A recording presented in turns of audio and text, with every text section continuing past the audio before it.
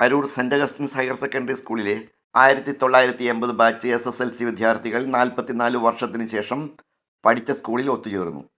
ജനുവരി 14 ഞായറാഴ്ച രാവിലെ 10 മണിക്ക് സ്കൂൾ അങ്കണത്തിൽ നടത്തിയ സൗഹൃദ സംഗമം അരൂർ സെന്റ് അഗസ്റ്റിൻസ് പള്ളി വികാരിയും സ്കൂൾ മാനേജരുമായ റവറന്റ് ഡോക്ടർ റാഫി പരിയാത്തിശ്ശേരി ഉദ്ഘാടനം ചെയ്തു.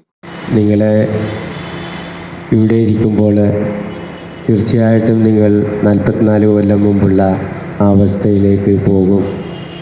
എന്തെല്ലാം വികൃതികൾ കാണിച്ചിട്ടുണ്ടാവും, എന്തെല്ലാം നല്ല കാര്യങ്ങൾ ചെയ്തിട്ടുണ്ടാവും, എങ്ങനെയൊക്കെ നമ്മൾ തെറ്റിദ്ധരിക്കപ്പെട്ട് ശിക്ഷിക്കപ്പെട്ടിട്ടുള്ള സമയം, പിന്നെ നമ്മളെ പറഞ്ഞു കൊടുത്ത് തല്ലിച്ചിട്ടുള്ള സുഹൃത്തുക്കൾ, പിന്നെ നമ്മൾ മുഖം പാടിയിരുന്നപ്പോൾ മറ്റേ ഒന്ന് എന്തു പറ്റിയെന്ന് ചോദിച്ച നമ്മുടെ കുഞ്ഞു കൂട്ടുകാരി,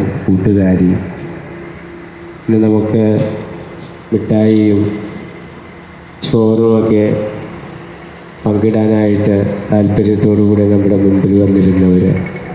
വിവിധ മേഖലകളിൽ സ്തുത്യർഹമായ സേവനമനുഷ്ഠിച്ച ഒട്ടേറെ പ്രമുഖ വ്യക്തിത്വങ്ങൾ ഉൾക്കൊള്ളുന്നതായിരുന്നു സംഗമം.